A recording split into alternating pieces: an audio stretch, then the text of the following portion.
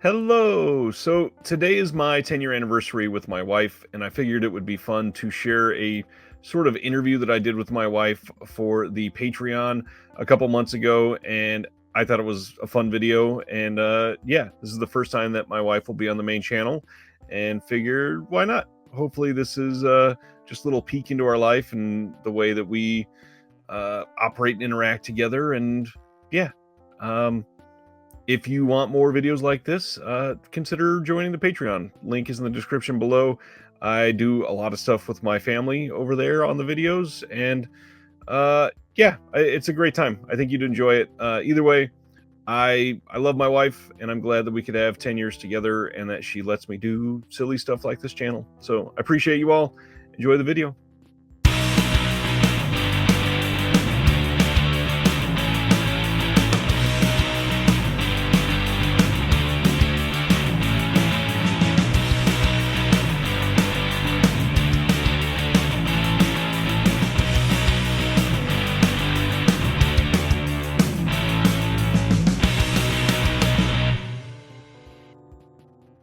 Hello there to all of the patrons. My wife didn't know that this was being planned for a few days, so this is the prompt that was given in the Discord earlier this week that said, "Everyone, this may be too little too late, but I think it'd be fun to surprise," new name for her, Misconnected. It's a good name. Thanks. This weekend, and finally doing a Q&A with both of us on camera. For a while, at least, this would be Patreon exclusive. May eventually go to the main feed, depending on how it goes. That being said, ask away. Any questions for her or for us together can be physical media related, movie related, our history related, anything. We are an open book. She has no idea about this, so hopefully she agrees. Go ahead and post any questions below. I'd like you to know the very first comment was Courtney saying "misconnected" with the crying emoji because she thought it was a cute name. I think it's a cute name too. So I'm going to go through most of these, not quite all of them, but most of them. And how many are there? Quite a few. Okay. Are you ready? No. So she is extremely nervous, but we're gonna make this work. The first one, John Peters, the one from Omaha that I met in person. We watched a film together that he and I were going to talk about. You and I watched it together. He said, "Did you look at Ryan any different after you two watched a Serbian film?" So let me rephrase. I had quoted what she thought about the film. First of all, what did you think about a Serbian film after we watched it together? It wasn't as shocking as I expected it to be. It felt like there was just this big hype over it that I didn't get when I watched it. I feel like I'm going to get bad comments for that answer. I don't think so. Brian, the friend from the West Coast that sent the peppers, asked her if she had any idea how much into movies that I was when she first met me, or did she ever have that moment where she wondered what she got herself into? This is kind of an odd question because I don't think they know quite when you met me. So maybe you can answer that one. You haven't talked about me to everybody? No. What's wrong with you?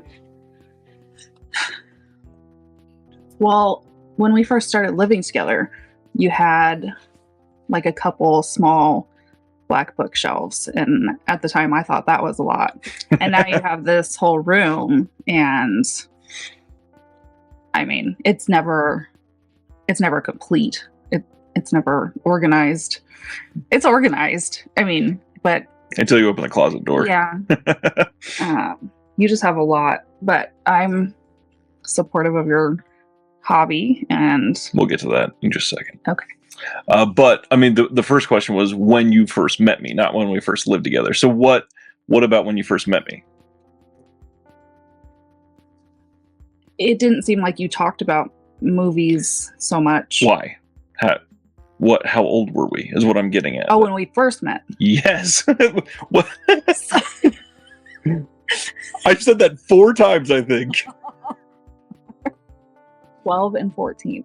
Yes. So at that age, it was not as big of a focus for myself yet. Let's see. Not going to talk about Sallow for Ryan. what was a movie that you really didn't want to watch that Ryan was trying to sell you on, but then you ended up loving it? If you could even think of an example of one. Maybe not a specific movie, but like a genre, because before you, I hadn't really watched any war movies, and we've watched a few together, and I think that I really enjoy the ones that I've seen. Like, I really like... Good answer. I really like Dunkirk. I could watch that one all the time. What? Yep, you're gonna have to help me with these ones. There's two more that you really, really loved. First one is Hacksaw Ridge with Andrew Garfield. That was a good one. Second one would be Fury with John Bernthal, Shia LaBeouf, and Brad Pitt. Yeah, okay. That's what I said. Is she starting a support group for spouses of film collectors? My wife needs one. Mostly a joke question.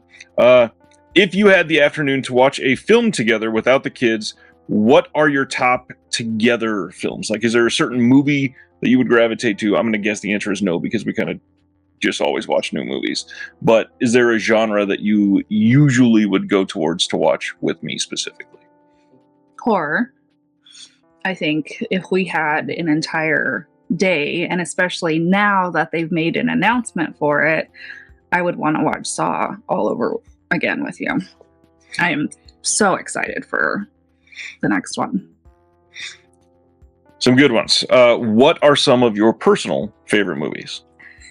The kids ask me this question, and I tell them that I don't have a favorite because I'm not one of those people that picks favorites. That's why it's what are some of your favorites? I'm a huge Disney person, so I really enjoy Pinocchio and Aladdin, Alice in Wonderland.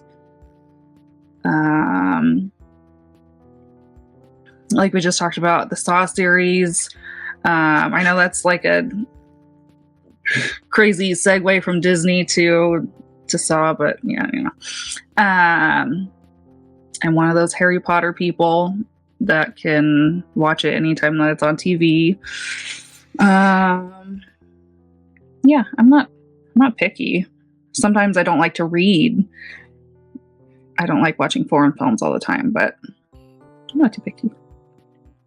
Why do we call them foreign films? Because every movie is a foreign film to somebody. Interesting question. What is your earliest movie memory? Ooh.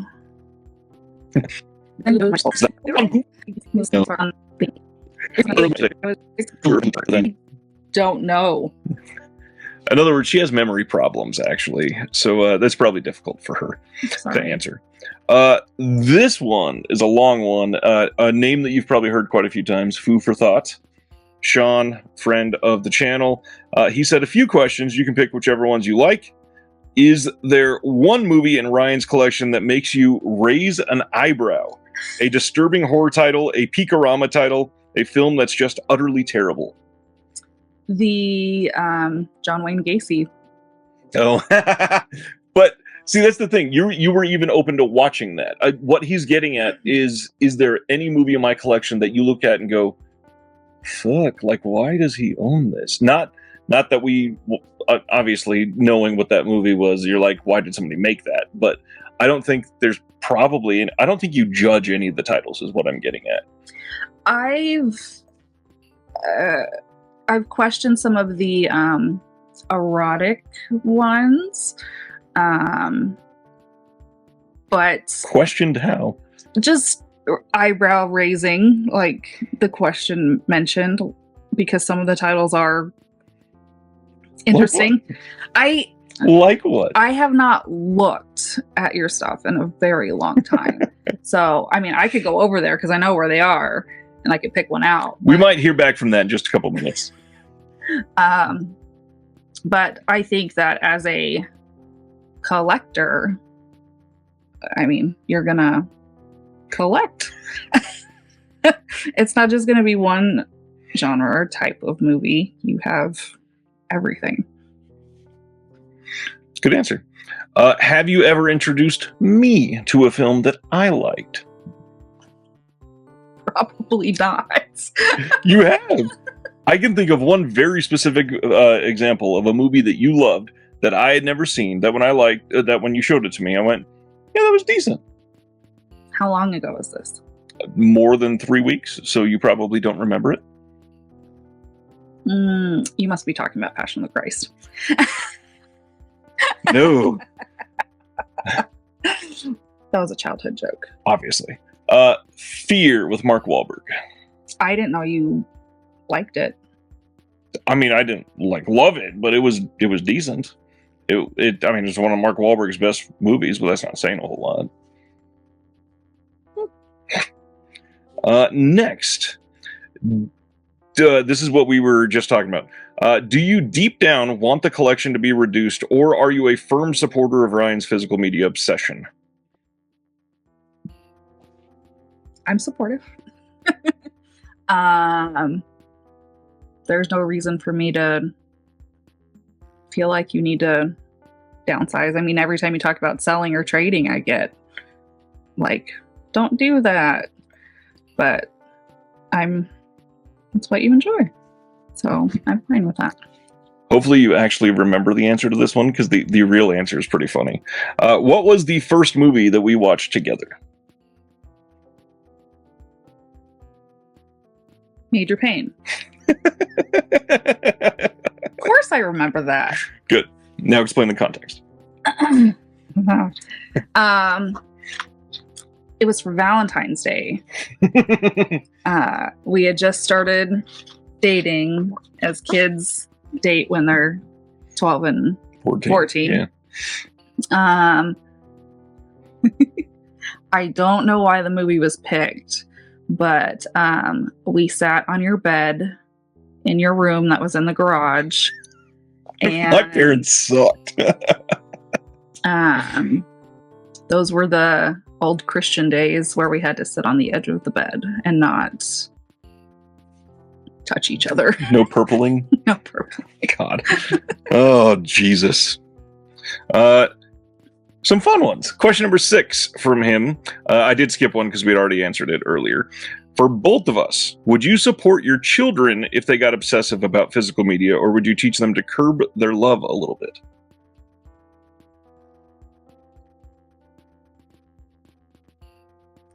I don't think there's I mean, I'm not a collector, so I don't know if there's an unhealthy way to obsess over a hobby. Oh, there's all kinds of unhealthy ways to obsess over a hobby. Wow. We've already kind of seen Jonah might have the collector's mindset with the whole Pokemon card thing, even though he doesn't treat them right yet. And actually, the channel has seen that as well, because he went in there and tried to show them all the cards that one stream. I would love it if they were into physical media. I would be stoked, actually, that young of a generation would still be into physical media.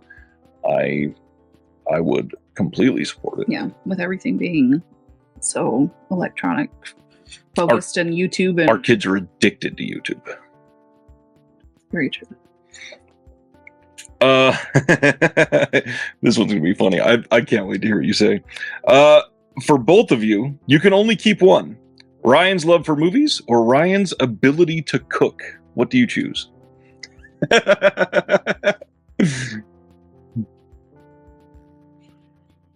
Oh.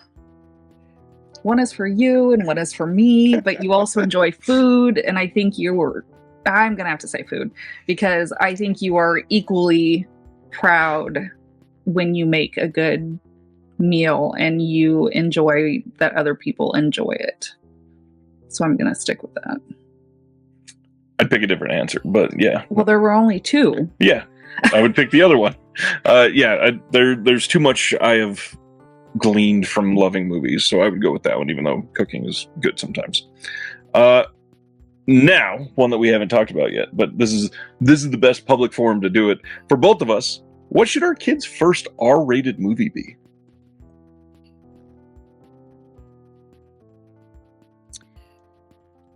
Probably something that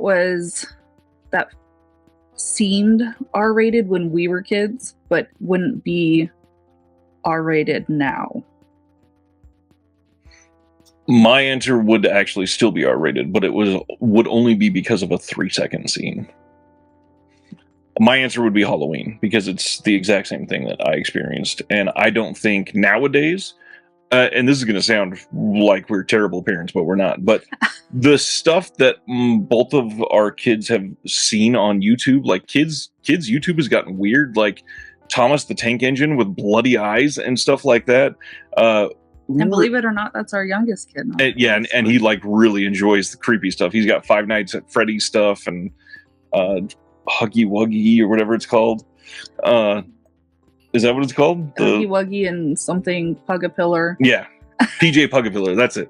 Yeah. Anyways, Halloween is not super bloody. The first one, obviously, it's violent because people die, but it's not real bad. The worst thing in it is you see boobs for like 3 seconds. And because of that, I think it would still be R-rated because it would be nudity in America sucks. But yeah, because that was my first, like, my formidable movie, I think it'd be a good first one. Maybe, but the question didn't say what age for that. No, not at all. Just what do you think their first one should be? And honestly, I think if we gave the youngest his choice, he might choose to watch it right now. Yep. He would probably love to watch the Pennywise movie. Yep. Every time we go by a gutter, it's Pennywise's house. Somebody asked, what films can she stay awake for?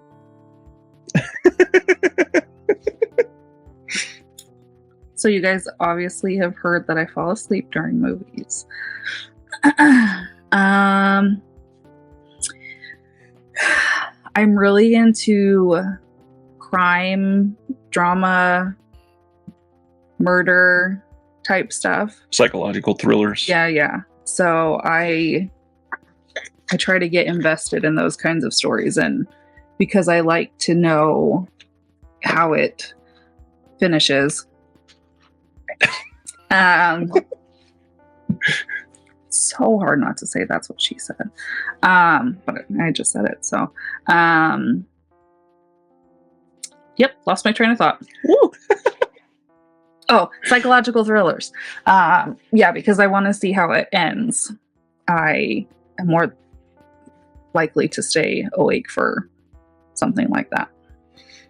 This is a direct quote from Jeremy Long. When will you dump Ryan so he can move to Los Angeles and live with me? Yep. I mean, we can always use more babysitters, so why don't you come live with us? Oddly enough, one of the follow-ups says, maybe she shouldn't leave Ryan, but let you move in, like sister wives, brother husbands. You could have a new show on TLC, make all that mad cash. Let's see. Is there anything else that everybody was asking about? I should mention, Jeremy, that Ryan did really enjoy going to California and hanging out with you. But now it's your turn to come to Kansas City. So you got to do it like a trade-off thing. Yep. That's it? That is it from them. But, go ahead. No. I would like to ask just a couple questions, just because, why not? So because it is the day after, or technically it is Black Friday, how do you think you would do on a 5-hour stream? I love that I'm asking this right after you just said, I lost my train of thought. I would probably fall asleep. So you would probably fall asleep on a 5-hour stream. I'd probably move around a lot too. A lot of like leaning and uncomfortability. That makes sense. Like an hour tops, maybe, depending on what time you started. Is there any topic that you feel like you could host a 5-hour stream for and be okay? Host? Like I do, yeah. Nope. I can barely sit here as a guest, so there's no way. And I lose my voice. Yeah. When I talk too long, like get like dry mouth and whatever, I don't know how you haven't lost your voice yet because of everything you do for work and then everything you do for the channel. Don't know how you haven't lost your voice at all. How to word this last question? What do you feel about all these interviews lately? About all the people I'm talking to? Because I've not gotten an unfiltered response to this question. How do you feel about broadening that community and speaking to everybody and stuff?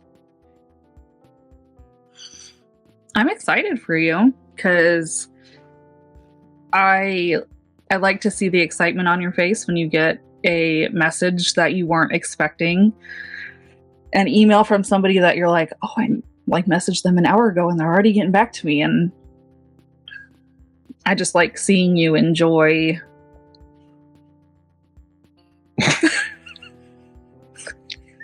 He snorted. I'm definitely leaving that in. I just like seeing you enjoy what you're doing. Makes me happy. She also really loved looking at Eugenio Ercolani, the guy from Italy. Yes, I did. She thought Sean Baker was insanely hot for his age. Also that. I feel like there was one more. Was there another one? I mean, if you want to go back and let me look at all of them again, fine with that. You're free to look at whatever you want. The other thing, I've not been doing this very long. How do you feel about how the channel has grown over the last year? Because I know that one of the things that we try to do every year is set out goals for ourselves. And one of the things that I did for this year was just to ensure that for both of us, this was an actual priority. What was the question? I mean, the question was, how can you host a 5-hour stream? Obviously, if that's what you're going to say. Sorry. How do you feel about like the growth of the channel? Yeah. I mean, just the same answers as the others. Just excited for you, and I like reading comments from other people about how I've thought about you for the last 20 years, about how perfect you are. No, just, I mean, I like that people want to listen to you, that they compliment your knowledge about stuff, and they're really We've had a couple drinks tonight. They look forward to seeing you every week, and you have a steady following of that. Anything else you want to say to the patrons before we shut this down? I'm so sorry. I'm sorry. What? It's bad. It's probably bad. So, if you made it this far. Anyways, as I always say, from one collector and his wife, to all of you, have a good night. Have a good night. We're not doing this live. Yeah, there's 30 people watching. No, there's not.